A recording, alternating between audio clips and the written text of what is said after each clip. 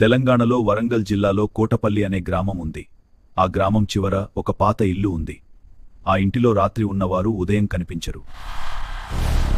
ఆ ఇంటిలో ఒక పాత అద్దం ఉంది. ఆ అద్దం ముందు ఎవరు నిలబడ్డా వారి ముఖం కాదు, మరొకరి ముఖం కనిపిస్తుంది. ఒకరోజు అర్జున్ అనే యువకుడు ఆ కథ విన్నాడు.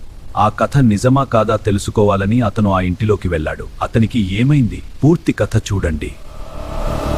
హైదరాబాద్ నగరానికి చెందిన అర్జున్ అనే యువకుడు ఆ రహస్య కథ గురించి విన్నాడు. ఆ కథ నిజమా కాదా తెలుసుకోవాలని అతను కోటపల్లి గ్రామానికి వచ్చాడు. గ్రామంలోని పెద్దలు అర్జున్కి చెప్పారు, ఆ ఇంటిలో రాత్రి ఉండకూడదు. ఎవరైనా అక్కడ ఉంటే తిరిగి కనిపించరు. రాత్రి అయ్యాక అర్జున్ ఆ ఇంటి దగ్గరకు వెళ్ళాడు. ఆ ఇల్లు చాలా పాతది. తలుపులు, కిటికీలు అన్నీ పగిలి ఉన్నాయి. అర్జున్ మొబైల్ లైట్ ఆన్ చేసి ఇంటి లోపల నడిచాడు. అక్కడ పాత కుర్చీలు మరియు పగిలిన వస్తువులు ఉన్నాయి. ఒకసారి పై అంతస్తు నుంచి అడుగుల శబ్దం వినిపించింది. అర్జున్ అక్కడే ఆగిపోయాడు. ఆ ఇంటిలో ఇంకెవరూ ఉండరు. అర్జున్ పైకి వెళ్లి ఒక గది తలుపు తెరిచాడు. ఆ గదిలో ఒక పాత అద్దం గోడకు వేలాడుతోంది. అర్జున్ ఆ అద్దం దగ్గరకు వెళ్ళాడు. అద్దం మీద ధూళి ఎక్కువగా ఉంది. అతను తన ముఖం చూడటానికి అద్దం ముందు నిలబడ్డాడు. అర్జున్ అద్దంలో చూశాడు. కాని అక్కడ అతని ముఖం కనిపించలేదు. అద్దంలో మరొకరి ముఖం కనిపించింది. అర్జున్ మళ్లీ అద్దం వైపు చూశాడు. అక్కడ ఒక చిన్న పిల్లవాడి ముఖం కనిపించింది. ఆ పిల్లవాడు అతన్ని చూస్తున్నాడు. అర్జున్ ఒక్కసారిగా వెనక్కి తిరిగాడు. గదిలో ఎవరూ కనిపించలేదు. అతను మళ్లీ అద్దం వైపు చూశాడు. ఈసారి అద్దంలోని పిల్లవాడు అర్జున్ వైపు చూస్తూ నెమ్మదిగా నవ్వుతున్నాడు. అర్జున్ భయంతో ఆ గది నుంచి బయటకు పరుగెత్తాడు. అతను ఆ ఇంటి నుంచి వెంటనే బయటికి వెళ్ళిపోయాడు. అర్జున్ ఇంటి బయటికి వచ్చి గట్టిగా ఊపిరి తీసుకున్నాడు. ఆ ఇంటి లోపల ఏదో భయంకరమైనది ఉందని అతనికి అనిపించింది. గ్రామానికి తిరిగి వెళ్లిన అర్జున్ ఒక గ్రామ పెద్దను కలిశాడు. ఆ ఇంటి అద్దం శాపగ్రస్తమని చెప్పాడు. చాలా సంవత్సరాల క్రితం ఒక చిన్న పిల్లవాడు ఆ ఇంటిలోకి వెళ్లి ఆ అద్దం ముందు నిలబడ్డాడు. ఆ రోజు అతను అక్కడే మాయమయ్యాడు.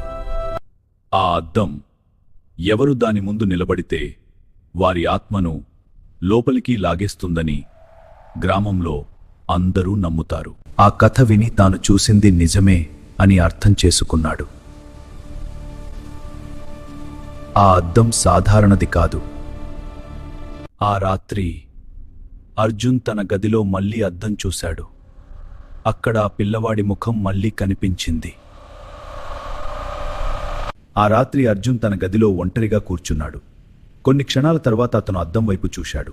అద్దంలో మళ్లీ ఆ పిల్లవాడి ముఖం కనిపించింది. అర్జున్ భయంతో అద్దం దగ్గరకు వెళ్ళాడు. అప్పుడే అద్దం ఒక్కసారిగా పగిలిపోయింది. అద్దం పగిలిన వెంటనే గదిలో ఒక చీకటి నీడ కనిపించింది. ఆ నీడ నెమ్మదిగా అర్జున్ వైపు కదిలింది. ఆ చీకటి నీడ నెమ్మదిగా పిల్లవాడి రూపం తీసుకుంది. అది అద్దంలో కనిపించిన ఆ పిల్లవాడే.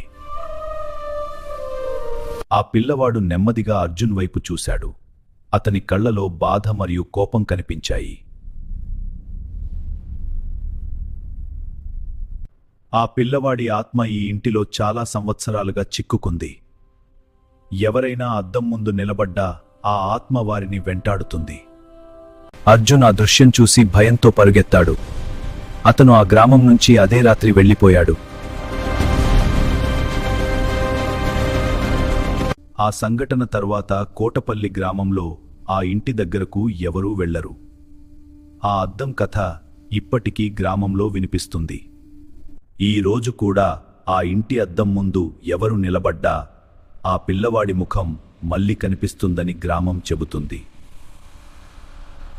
ఈ కోటపల్లి అద్దం కథ ఇప్పటికీ గ్రామంలో వినిపిస్తుంది. ఈ కథ మీకు నచ్చితే ఈ వీడియోకు లైక్ చేయండి. ఇంకా ఇలాంటి కథలు వినాలంటే సబ్స్క్రైబ్ చేసి షేర్ చేయండి.